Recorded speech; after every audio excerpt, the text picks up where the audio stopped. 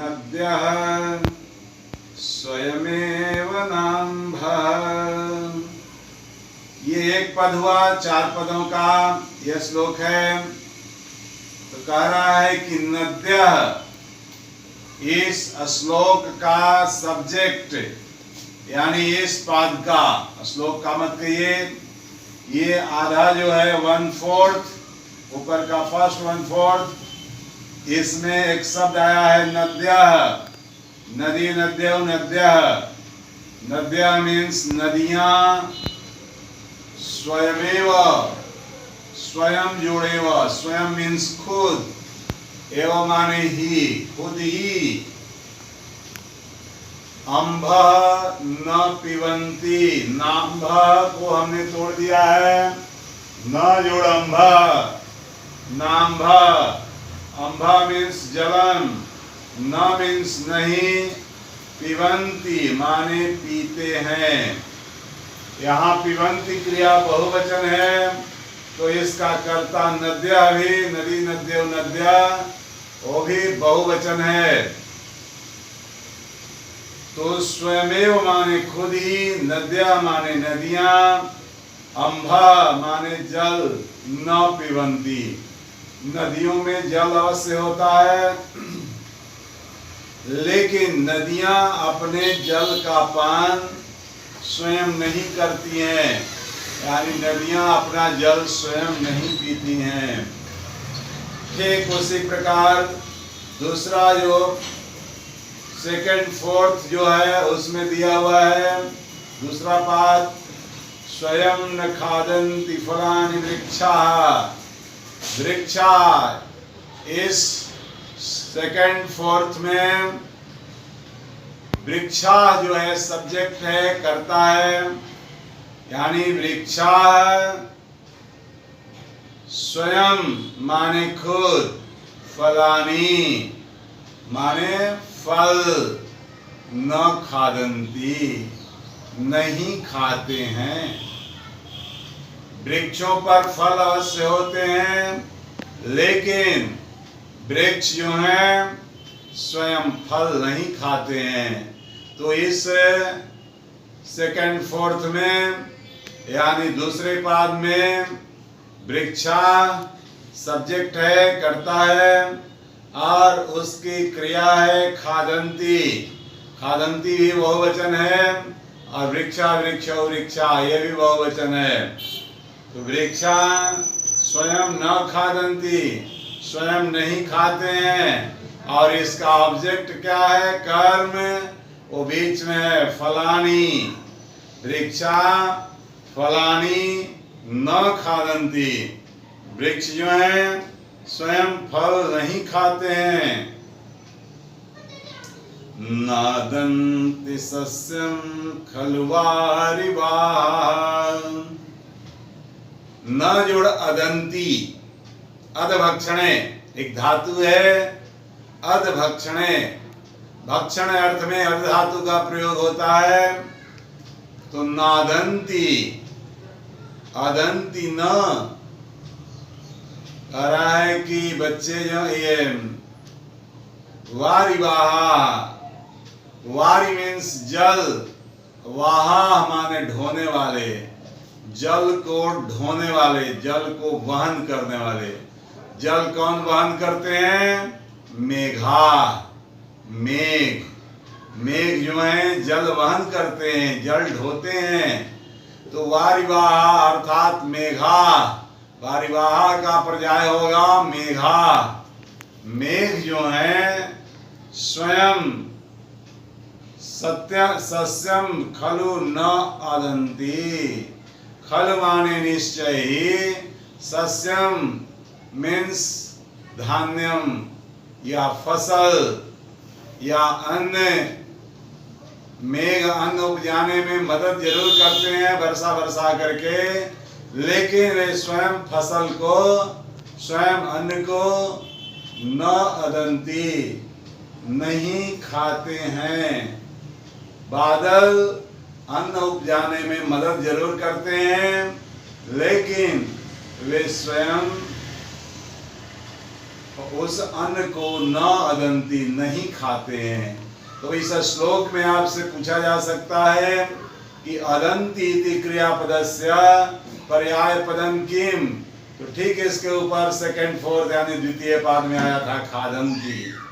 अदंती और खादंती, देखिए यहाँ पर लिख दिया हमने, अदंती और खादंती ये दोनों पर्यायवाची वर्ड हैं। तो कह रहा है कि वारिवाह अर्थात मेघा स्वयं सब खलु माने निश्चय ही, सस्यम माने अन्न अनाज, न अदंती नहीं खाते हैं।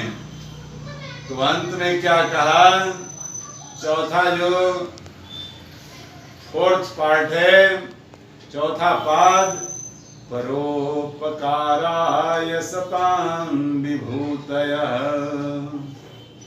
सताम सज्जनाना, जो इस संसार में सज्जन लोग होते हैं। सत शब्द के षष्ठी बहुवचन का रूप है सताम, इसलिए इसका पर्याय भी षष्ठी बहुवचन में सज्जना नाम होगा।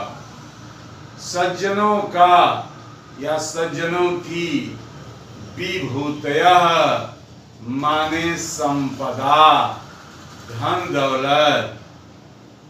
सज्जनों के पास जो भी धन होता है, परोपकाराय, परेशान उपकाराय, दूसरों की भलाई के लिए होता है। पर जोड़ उपकाराय, परोपकाराय,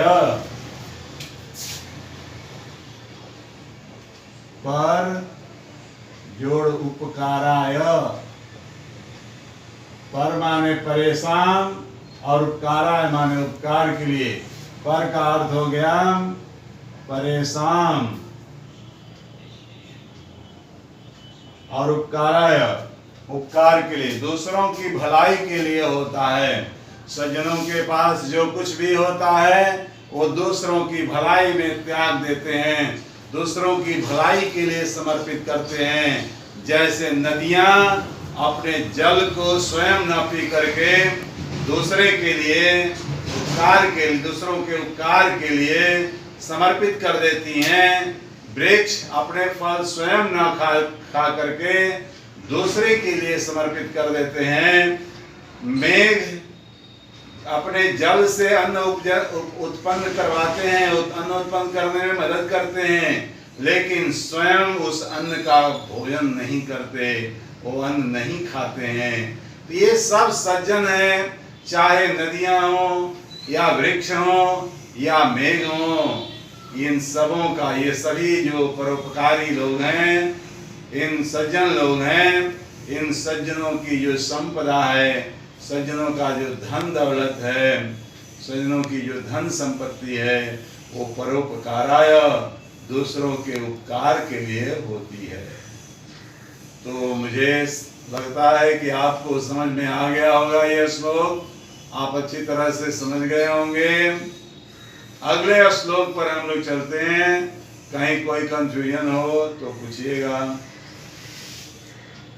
लेकिन ध्यान रहे, मैं इसका वीडियो भेजने वाला नहीं हूँ, मैं इसका वीडियो नहीं भेजूंगा। ध्यान से सुनिएगा जितने देर मैं पढ़ा रहा हूँ, न तो मैं क्लास में इसकी चर्चा करूंगा।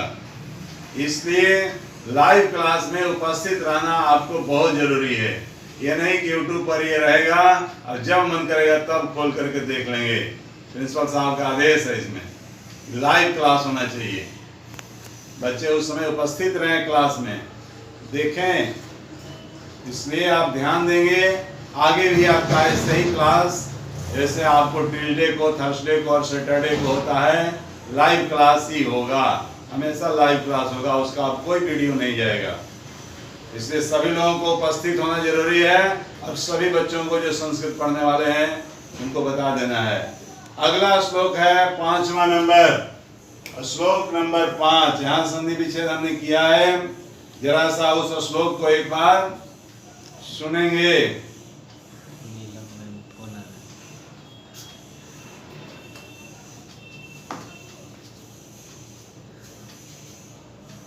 स्क्रीनशॉट ले ले। फोन आ रहा था। अच्छा ठीक है। बच्चे सब बात भी कर रहे हैं, जैसे यहाँ बच्चों से पूछेंगे पीजीबी थिंक ओके, सब बोल रहा है ऐसे। पूछेंगे पीजीबी थिंक ओके, सब लड़का बोल रहा है ऐसे। ठीक है।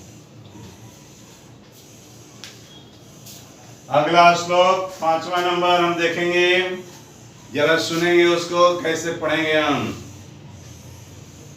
गुणेष्वेव हि कर्तव्यः, देखेंगे किताब में 5वां नंबर श्लोक। गुणेष्वेव हि कर्तव्यः प्रयत्नः पुरुषे सदा, गुणयुक्तो दरिद्रोऽपि न ईश्वरैर्गुणैः समः। इसका संधि विच्छेद हमने कर दिया है, आप ध्यान देंगे। गुणेषु जोड़ेव गुणेष्वेव, कर्तव्य में कोई संधि विच्छेद नहीं है, प्रत्यय लगा है, क्रिया जोड़तव्य। प्रयत्न का पर्यायवाची होता है प्रयास, यत्न। पुरुषै मीन्स जनै, सदा मीन्स ऑलवेज, हमेशा, सर्वदा। गुण युक्त, गुण से युक्त, गुणवान। दरिद्र जोड़पी, दरिद्रोपी, दरिद्र मीन्स निर्धन, अपि माने भी।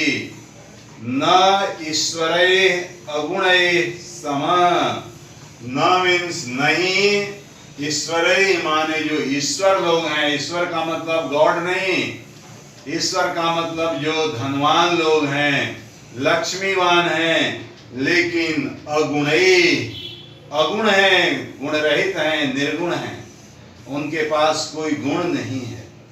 तो उन गुण रहित जो मालिक लोग हैं, मालिक का मतलब जो धनवान लोग हैं, उनके समान गुणवान दरिद्र भी नहीं होता। अर्थात उन गुण रहित जो धनवान लोग हैं, उनसे दरिद्र गुणवान श्रेष्ठ होता है। श्लोक को आगे पढ़ाते हैं, ध्यान से सुनिएगा। गुणेष्वेव हि कर्तव्यः प्रयत्नः पुरुषै सदा। पुरुषै, ध्यान देंगे, इसमें बीच में कॉमा नहीं है, श्लोकों के बीच में। इसको एक लाइन को एक साथ अर्थ करेंगे। पुरुषै यानी जनै, नरै, लोगों के द्वारा। सदा, सदा मीन्स ऑलवेज, सर्वदा, हमेशा। गुणेषु एव प्रयत्न कर्तव्य, गुणों में ही प्रयास करना चाहिए, गुण की प्राप्ति के लिए ही प्रयास करना चाहिए। व्यक्ति को, मनुष्य को या मनुष्यों के द्वारा हमेशा किस लिए प्रयास करना चाहिए, किस लिए प्रयत्न करना चाहिए? गुणेषु एव, गुणों को प्राप्त करने के लिए। गुणों को प्राप्त, विभिन्न तरह के हम गुण प्राप्त करें, इस गुण की प्राप्ति के लिए मनुष्यों को, पुरुषों को सदा प्रयत्न करना चाहिए, प्रयास करना चाहिए। लेकिन स्थिति ऐसी है कि लोगों की इसकी जानकारी नहीं होने के कारण अपना सही प्रयास कहीं दूसरे गलत चीजों में लगा देते हैं।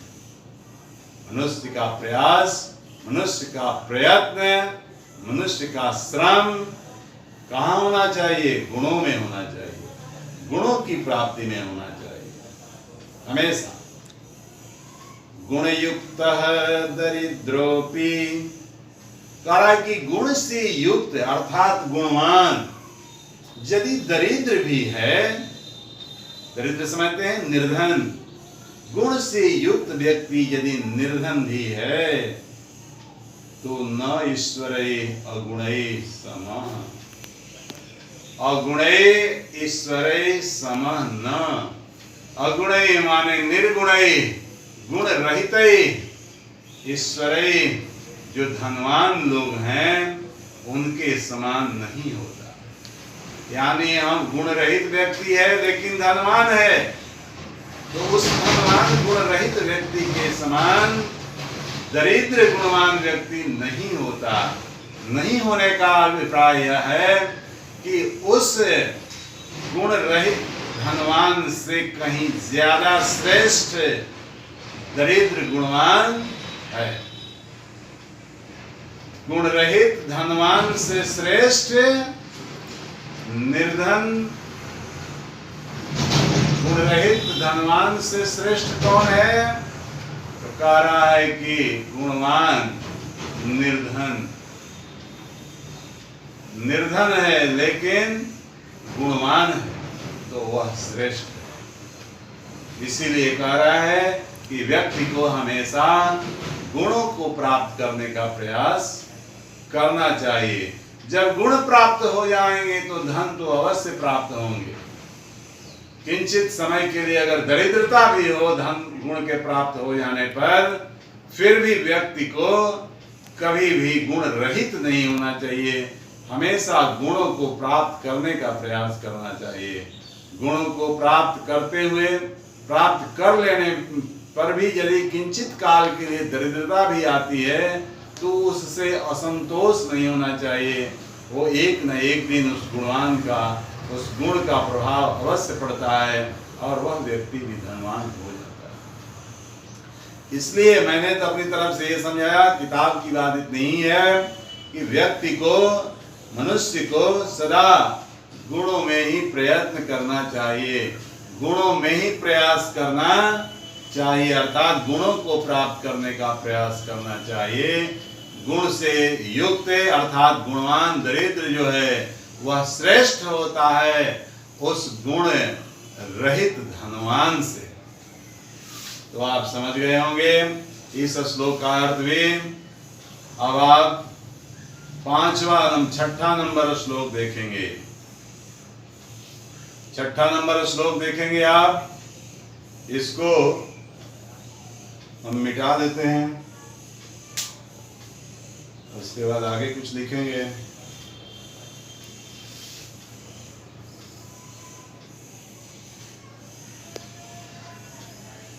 बीच बीच में कॉमा लगाया हुआ है श्लोक के।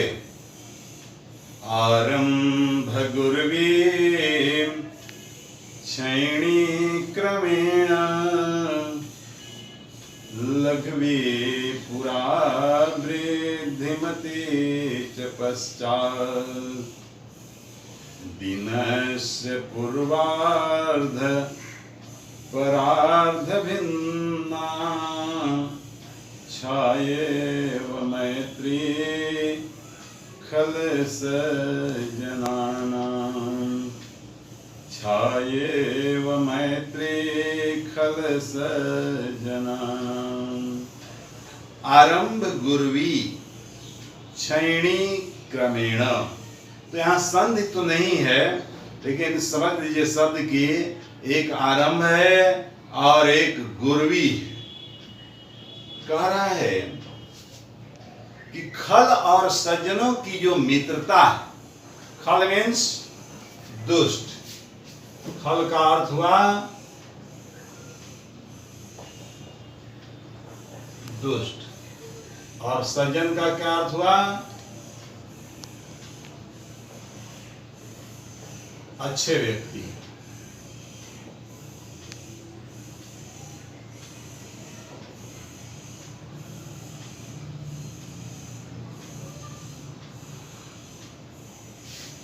कह रहा है कि खल सज्जनानां, खल और सज्जनों की मैत्री। मैत्री मीन्स मित्रता। दुष्टों और सज्जनों की मित्रता कैसी होती है, इसलिए बहुत जल्दी हम मीठी मीठी बातों को किसी के सुनकर मित्रता कर बैठते हैं। राह चलते, ट्रेन में बैठे बैठे, सवारी करते करते, और ऐसे में भी हम किसी से बहुत जल्दी ही मित्रता कर लेते हैं बिना समझे बुझे कि वह दुष्ट है या सज्जन है। ऐसी बात नहीं है कि दुष्ट कड़वे ही बोलता है। दुष्ट तो ऐसे भी होते हैं कि अच्छी अच्छी मधुर मधुर बातें करके मित्रता तो कर लेते हैं, लेकिन उसके बाद वो आपके साथ घात करते हैं। इसलिए उनके व्यवहार को, आचरण को समझते हुए उनके साथ मित्रता करनी चाहिए। तो कह रहा है कि ध्यान देंगे कि खल और सज्जन, दुष्ट और सज्जन की मैत्री होती कैसी है। तो ध्यान देंगे आप लोग, सूर्य की छाया आप देखें, छाए वो, छाया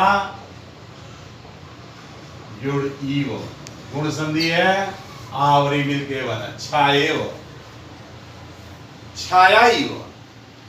कैसे छाया ही वो? दिनस्य छाया ही, दिन की जो छाया होती है। तो दिन की पूर्वार्ध, जिसको हम लोग बिफोर नून कहते हैं, पूर्वार्ध को क्या कहते हैं? बिफोर नून। और परार्ध को क्या कहते हैं? आफ्टर नून। यानी दोपहर से पहले, दोपहर से पहले जब सुबह में हम अपनी ही छाया देखते हैं या किसी व्यक्ति वस्तु की छाया देखते हैं, तो वह छाया जो है बड़ी दिखाई देती है। ध्यान देंगे, वह छाया कैसी दिखाई देती है? बड़ी दिखाई देती है। और जैसे जैसे दिन ढलता जाता है और वह नून की तरफ, नून मीन्स दोपहर, दोपहर तक पहुंचता है, तो वह छाया घटते घटते क्षीण होते होते छोटी हो जाती है। ध्यान दीजिएगा, दिए भी होंगे कि दिन की जो छाया, दिन अर्थात सूर्य, सूर्य की स्थिति में व्यक्ति की, मनुष्य की या किसी बिल्डिंग की या किसी भी वृक्ष की जो छाया होती है, वो शुरू में सुबह 6 बजे, 6:30 बजे, 7 बजे से देखते रहिए, वह छाया लंबी होती है। आरंभ में गुरवी होती है। गुरवी मीन्स, गुरु का स्त्रीलिंग हो गया गुरवी। गुरु मीन्स बड़ा और गुरवी मीन्स बड़ी। तो छाया बड़ी होती है। और क्षैणी क्रमेण, क्रमेण अर्थात क्रमानुसार वह क्षैणी क्षीण होती है। फिर क्या होता है? तो दोपहर आते आते तो क्षीण हो करके छोटी हो जाती है छाया। लगता है कि व्यक्ति या पेड़ या बिल्डिंग के एकदम ठीक सटे वो छाया हो गई है। फिर जैसे जैसे हम आफ्टरनून की तरफ बढ़ते हैं, यानी दोपहर के बाद जब बढ़ते हैं, तो पहले तो छाया छोटी दिखाई देती है, क्योंकि 12 बजे और 1 बजे में कोई खास अंतर नहीं है, थोड़ा सा अंतर पर, लेकिन वो अंतर आती है, धीरे धीरे वो छाया बढ़ने लगती है। 12 बजे के करीब में दिन के दोपहर को छाया छोटी रहती है, लेकिन जैसे जैसे वो समय बढ़ता जाता है, ढलता जाता है, तो उस ढलते हुए समय के अनुसार वो छाया भी बढ़ती जाती है। और शाम के 5 बजे तक सूर्य की उपस्थिति में ही उस छाया को देखते हैं, तो छाया लंबी दिखाई देती है। ध्यान देंगे, सुबह में भी छाया लंबी थी, दोपहर आते आते छोटी हो। दोपहर के बाद को ध्यान दीजिए कि दोपहर के बाद में जो छाया बिल्कुल छोटी थी, वो जैसे जैसे समय घटता गया, यानी संध्या की ओर बढ़ता गया, वैसे वैसे छाया बढ़ती गई। यानी शाम के 5 बजते बजते, 5:30, 6 बजते बजते, जब तक सूर्य की उपस्थिति है, वो छाया बड़ी हो जाती है। ये बात आपको समझ में आ गई कि दिन के पूर्वार्ध में, यानी सुबह में, दोपहर से पहले, सुबह से दोपहर तक की छाया पहले बढ़ती है और तब घटती जाती है। और दोपहर से शाम की जो छाया होती है, वो पहले छोटी होती है और बाद में वो बढ़ती जाती है। वृद्धिमती च पश्चात, पश्चात मीन्स बाद में वो वृद्धिमती, वो वृद्धि वाली हो जाती है, बढ़ने वाली हो जाती है। और शुरू में क्या है? क्षैणी क्रमेण, क्षीण होने वाली होती है। सुबह में बड़ी होती है, लेकिन वो क्षीण होते होते दोपहर तक छोटी हो जाती है। तो दिनस्य पूर्वार्ध परार्ध भिन्ना छायेव मैत्री खल सजनानां। करा कि दिनस्य पूर्वार्ध, दिन का जो है फर्स्ट हाफ जो होता है, जिसको हम लोग बिफोर नून कह सकते हैं, वह पूर्वार्ध है। और जो आफ्टरनून है, सेकेंड हाफ जिसको कहेंगे, वो परार्ध है। तो दोनों की छाया जो होती है भिन्न होती है। ये तो आप समझ गए, ऊपर की लाइन में समझ में आ गया कि शुरू में सुबह में छाया बड़ी होती है, दोपहर आते आते छोटी हो जाती है, और फिर दोपहर में छोटी होती है, शाम होते होते वो बड़ी बड़ी हो जाती है। तो कह रहा है कि दिन के पूर्वार्ध की छाया परार्ध की छाया से भिन्न होती है। तो छाये व मैत्री खल सजनानां। तो देखिए, खल और सज्जन शब्द को भी जो लिखा गया है, इससे अर्थ मिलाना है। पहले खल है, इसलिए पहले खल का है कि खल लोग जो हैं आरंभ में गाढ़ी मित्रता करते हैं, बड़ी मित्रता करते हैं, और जैसे जैसे समय बढ़ता जाता है उनकी मित्रता जो है क्षीण होती जाती है। अर्थात दोपहर आते हैं, दोपहर का मतलब एक ही दिन में नहीं, समयानुसार धीरे धीरे वो क्षीण हो जाती है। लेकिन जो सज्जन लोग होते हैं, खल का विपरीत हो गया, सज्जन विपर्य हो गया, तो उसमें क्या हुआ? सज्जनों की मित्रता कैसी होती है? परार्ध की तरह होती है। दिन का जो परार्ध है, सेकेंड हाफ जो है, जिसको आफ्टरनून कहते हैं, उसके समान होती है। शुरू में छोटी होती है, वो शुरुआत धीरे धीरे करते हैं, छोटे रूप में करते हैं, और जब उसके आचरण व्यवहार वगैरह वगैरह की समझ लेते हैं, अपनी तरफ से मैं कह रहा हूँ, किताब में नहीं, जब समझ लेते हैं तो उनकी मित्रता धीरे धीरे बढ़ती जाती है। तो सज्जनों की मित्रता कैसी होती है? दिन के परार्ध की तरह, यानी दोपहर से बाद की तरह। और दुष्टों की मित्रता कैसी होती है? सुबह से दोपहर की तरह। सुबह से दोपहर की जो छाया होती है वो दुष्टों की मित्रता होती है, उसके समान दुष्टों की मित्रता होती है। और दिन के परार्ध यानी दोपहर से बाद की जो छाया होती है उसकी तरह सज्जनों की मित्रता होती है। यानी सज्जनों की मित्रता धीरे धीरे बढ़ती रहती है और दुष्टों की मित्रता धीरे धीरे क्षीण होती है। तो आप इस श्लोक को भी अच्छी तरह से समझ गए होंगे। अब आपके कितने श्लोक बच गए जरा मैं देख लूं।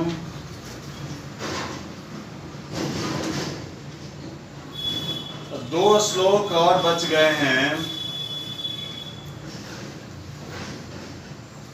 तो देख ही लीजिए, खत्म कर देते हैं इस चैप्टर को। अगला है 7वां नंबर। यत्रापि कुत्रापि गता भवेयुः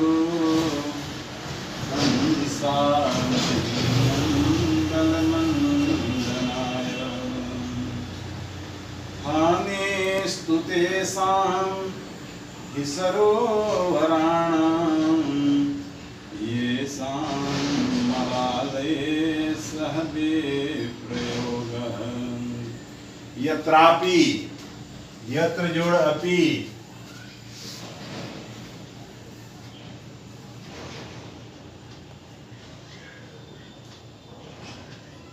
यत्र जोड़ अपि,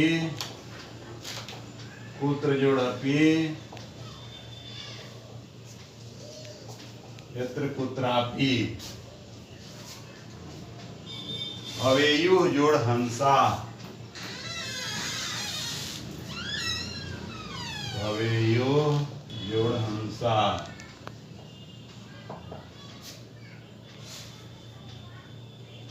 हानिस्तु, हानि जोड़ तो। बाकी इसमें कहीं संधि विच्छेद नहीं है। और विग्रह इसमें विप्रयोग जो दिया है उसको भी इसमें कर देंगे। अर्थ इसका कहिए या पर्याय कहिए, विप्रयोग माने वियोग।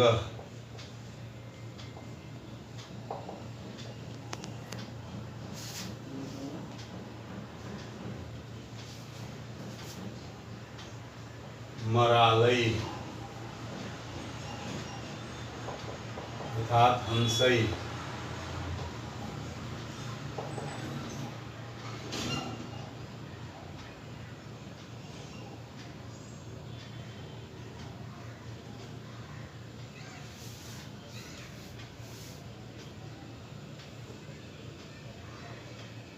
बाकी तो कुछ खास नहीं है। मही, मही का अर्थ होता है पृथ्वी। मही मीन्स पृथ्वी। ध्यान से सुनेंगे, समझ में आ जाएगा। कह रहा है कि यत्रापि कुत्रापि गता भवेयुः हंसा महीमण्डल मंडनाय। हंसा, इस श्लोक में हंसा जो है वो सब्जेक्ट है। हंसा बहुवचन है और भवेत भवेताम भवेयुः, फिर गता जो आया है, गतः गतौ गता, ये सब जो है क्रियाएं हैं। करा कि हंसा महीमंडलाय, महीमंडल के लिए। मही माने पृथ्वी के मंडन, मंडन माने शोभन, पृथ्वी की शोभा के लिए, पृथ्वी को सुशोभित करने के लिए। पृथ्वी सुशोभित होती है, महीमंडल, पृथ्वी मंडल जो है वो सुशोभित होता है किनसे? हंसों से। तो हंसा माने हंस जो हैं, महीमंडलाय, पृथ्वी के मंडल के लिए, पृथ्वी को सुशोभित करने के लिए। यत्र कुत्रापि गता भवेयु, यत्रापि कुत्रापि, जहां कहीं भी, गता भवेयु, जाते हैं, चले जाते हैं, ये जाना चाहिए, जहां कहीं भी जाना चाहिए। यत्रापि कुत्रापि गता भवेयु हानिस्तु तेषां हि सरोवराणां येषां मरालये सह विप्रयोगः।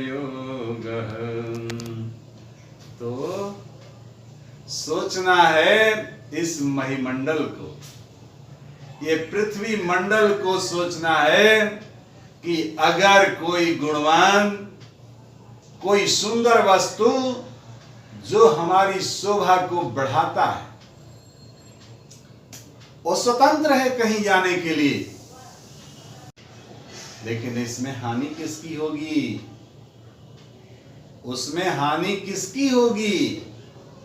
तो कहता है हानि स्तु तेषां हि सरोवराणां। अगर आपके देश से अच्छे विद्वान, अच्छे इंजीनियर, अच्छे डॉक्टर, जिनकी कीमत, जिनको आदर सम्मान आपका देश या आपका राज्य नहीं देता है, तो स्वतंत्र है कहीं जाने के लिए। किसी दूसरे देश में जा सकते हैं, किसी दूसरे राज्य में जा सकते हैं। एक उदाहरण दे रहा हूं, वो जा सकते हैं, लेकिन जाते हैं तो हानि किसकी होती है? वहां आपने उसको, अपने देश की शोभा, अपने देश की जरूरत नहीं समझी, आपने नहीं समझा उसकी आवश्यकता को, वो कहीं और चले गए। वही बात है, हानिस्तु तेषां हि सरोवराणां। तो हानि तो उस सरोवर की होगी ना, उस तड़ाग की होगी, उस तालाब की होगी, जिस तालाब से येषां मरालये सह विप्रयोगः, जिन सरोवरों का मरालों के साथ विप्रयोग हो गया। विप्रयोग का मतलब योग हो गया, यानी मराल यानी हंस जिन सरोवरों को छोड़कर कहीं अन्यत्र चले गए, दूसरी जगह चले गए, जहां उन्हें उचित लगा, सही लगा, वो वहां चले गए। अगर वहां चले गए तो उसमें हानि किसकी है? उन सरोवरों की हानि है। जिसे छोड़कर, जिस सरोवर में उसे उचित स्थान, उचित वस्तुएं या उचित आदर सम्मान या उचित शोभा नहीं मिली, तो वे छोड़ करके कहीं और चले गए, दूसरी जगह चले गए। तो इसमें दोष किसका है? किसको हानि होती है? तो हानि उस सरोवर की होती है। जिस सरोवर को छोड़कर वे हंस कहीं और चले गए, क्योंकि उन हंसों से ही उस सरोवर की शोभा होती है। सरोवर में अगर हंस नहीं दिखाई दें तो वो सरोवर जो है उसी तरह के निर्जन स्थान के समान है, जहाँ न कोई वन वृक्ष हो, न कहीं कोई व्यक्ति दिखाई दे रहा हो, बिल्कुल वीरान भूमि की तरह हो रहता है। वो सरोवर दिखाई देता है जिस सरोवर में हंस नहीं। तो इसके आधार पर मैं आपको ये दूसरी बात समझाना चाहता हूँ।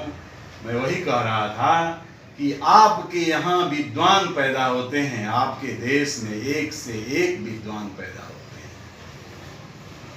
एक से एक महारथी योग्यता वाले पैदा होते हैं, योग्यता हासिल करते हैं।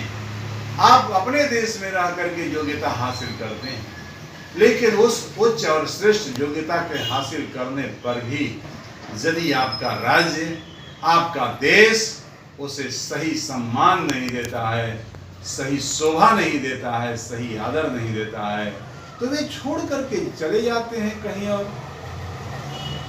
उन्हें तो कहीं न कहीं जाना है, अपने कार्य को करने के लिए कहीं न कहीं जाना ही है। कहीं उन्हें अपना कोई कार्यशाला, वर्कशॉप ढूंढना है जहां वो अपने कार्य को संपादित कर सके। तो ऐसे में हानि किसको हुई? इस देश को हानि हुई, इस राज्य को हानि हुई। जो अपने देश के लिए, अपने राज्य के लिए जो इंजीनियर, डॉक्टर वगैरह वगैरह जो भी यहाँ के विद्वान लोग हैं, जो अपने देश के लिए कर सकते थे, उन्होंने अपने देश के लिए नहीं किया, क्योंकि अपना देश, अपना राज्य उसे सही सम्मान नहीं। वे कहीं और चले गए, किसी दूसरे देश में चले गए, किसी दूसरे देश के हाथ बिक गए। क्या करें? उनकी भी तो लाचारी है, उनके साथ भी परिवार वगैरह वगैरह की समस्या है, कहीं ना कहीं कुछ तो करना ही है। तो इसमें हानि आपके देश, आपके राज्य को होती है। जो आपके देश के लिए, आपके राज्य के लिए होना चाहिए था, वो आपके देश और राज्य के लिए नहीं हुआ। तो वो हंस अगर कहीं अन्यत्र, कहीं और जगह चले जाते हैं, तो ऐसे में हानि उस सरोवर की होती है और किसी की नहीं होती है। उन मरालों की, उन हंसों की हानि। एक श्लोक और रह गया, 8वां नंबर। गुणा गुणज्ञेषु गुणा भवन्ति। ये गुणा गुणा है, विसर्ग का लोप हुआ है, बता देंगे 10th क्लास में विसर्ग का लोप कहाँ कहाँ होता है। गुणः गुणज्ञेषु गुणा भवन्ति, ते निर्गुणं प्राप्य भवन्ति दोषाः। आस्वाद्यतो यः प्रवहन्ति नद्यः, समुद्रमासाद्य भवन्त्यपेयाः। समुद्रम आसाद्य,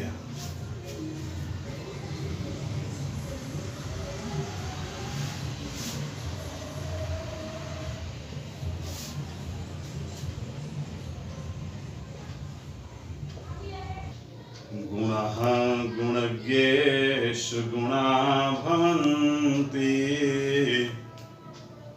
गुणज्ञेषु गुणा गुणा भवन्ति। जो गुणज्ञ लोग हैं, गुणज्ञ से कहते हैं गुणम जानाति इति गुणज्ञः, जैसे सर्वम जानाति इति सर्वज्ञः, गुणम जानाति इति गुणज्ञः। और गुणज्ञ शब्द के सप्तमी बहुवचन में गुणज्ञेषु, जो गुणज्ञ लोग हैं इस पृथ्वी पर, इस संसार में जो गुणज्ञ, गुण के जानकार हैं, यानी जो गुणवान, उन गुणवानों के पास यदि कोई गुण अन्य और गुण प्राप्त होता है तो वह वास्तव में गुण का काम करता है। पहले से गुणवान है और भी गुण कहीं से उसे प्राप्त होता है तो वह अन्य से प्राप्त या दूसरी जगह से प्राप्त जो गुण है उसके लिए गुण होता है। लेकिन जो निर्गुण लोग हैं, जो गुण रहित हैं, मूर्ख हैं, दुष्ट हैं, उनके पास यदि गुण प्राप्त भी हो जाए तो गुण गुण नहीं रह जाता है, वो दोष में बदल जाता है, वो दोष युक्त हो जाता है। इसलिए कभी भी निर्गुण लोगों को अच्छा गुण, अच्छा ज्ञान नहीं देना चाहिए। अश्वत्थामा को उसके पिता द्रोणाचार्य ने अयोग्य शिष्य होते हुए भी उसे ब्रह्मास्त्र की शिक्षा दे दी। दूसरी तरफ अर्जुन जो योग्य विद्यार्थी था उसको भी उन्होंने ब्रह्मास्त्र की शिक्षा दी, लेकिन वही मना करने पर, पिता के मना करने पर भी वह ब्रह्मास्त्र का प्रयोग कर ही दिया। इसलिए गुण रहित, मूर्ख, दुष्ट व्यक्ति के पास यदि गुण प्राप्त भी हो जाए तो वह गुण गुण का काम नहीं करता है, वह दोष बन जाता है। उसी बात को कह रहा है, गुणाः गुणज्ञेषु गुणाः भवन्ति। गुणज्ञ लोगों के पास यदि गुण जाता है तो वह गुण का काम करता है, लेकिन वही ते माने वही गुण, ते गुणा निर्गुणम प्राप्य, किसी निर्गुण को, गुण रहित को प्राप्त करके भवन्ति दोषा, वे दोष हो जाते हैं, दोष में बदल जाते हैं, दोष में परिवर्तित हो जाते हैं। फॉर एग्जाम्पल, संस्कृत अपने वाक्यों को जबरदस्ती किसी पर थोपता नहीं है, उसका एग्जाम्पल देता है। समझ लो, नहीं समझ में आए उसके बावजूद भी जो मन करे सो करो। आस्वाद्यतो यः प्रवहन्ति नद्यः, कह रहा है कि जिस प्रकार नद्यः, नदी, नद्यो, नद्यः बहुवचन है, प्लुरल नंबर है, नदियां, जिस प्रकार नदियां आस्वाद्य तोया, तोया, तोया का अर्थ हुआ जलानी, जलम जले जलानी, आस्वाद्य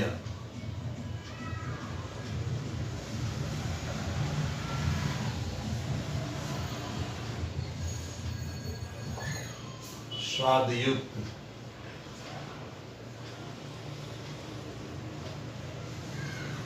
स्वादिष्ट। तो कह रहा है कि नदियां जो हैं स्वाद युक्त जल वाली होती हैं। नदियों का जल अगर साफ सुथरा स्थिर रहे तो हम प्यास मिटाने के लिए उस जल को ग्रहण कर लेते हैं, पी लेते हैं, यदि शुद्ध साफ सुथरा होते। लेकिन वही नदियां, आपने पढ़ा है, सुना है कि नदियां अंत में जाकर के कहाँ मिलती हैं? समुद्रों में विलीन हो जाती हैं, समुद्रों में जाकर के मिलती हैं। जैसे आपने सुना है, पढ़ा भी है कि गंगा हिमालय से निकल करके बंगाल की खाड़ी में जाकर के सम्मिलित हो जाती है, समाहित होती। तो वही बात कह रहा कि नदियां जो हैं आस्वाद्य तोया, स्वाद युक्त जल वाली होती हैं, उनके पास स्वाद युक्त जल होता है, मीठा जल होता है, उसको आप ग्रहण कर सकते हैं, पी सकते हैं। साफ सुथरा शुद्ध जगह पर वो जल प्रवाहित हो रहा है तो वहां आप पी सकते हैं उसको। लेकिन चाहे कितना भी शुद्ध और पवित्र स्थान पर समुद्रों का जो जल है वो आप नहीं पी सकते, क्योंकि उसका जल खारा होता है, उसका जल नमकीन होता है। वो आप उसे एक घूंट भी नहीं ले सकते हैं। जीभ पर भी ग्रहण करने में आपको लगेगा कि क्या मैंने ग्रहण करना। तो समुद्रम आसाद्य, समुद्र को आसाद्य, आसाद्य का अर्थ होता है प्राप्य।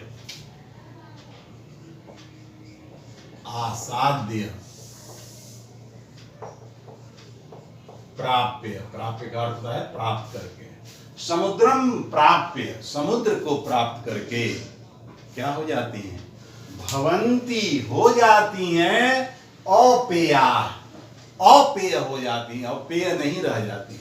पेय मीन्स पीने योग्य, और अपेय का अर्थ हो गया है बिना पीने योग्य,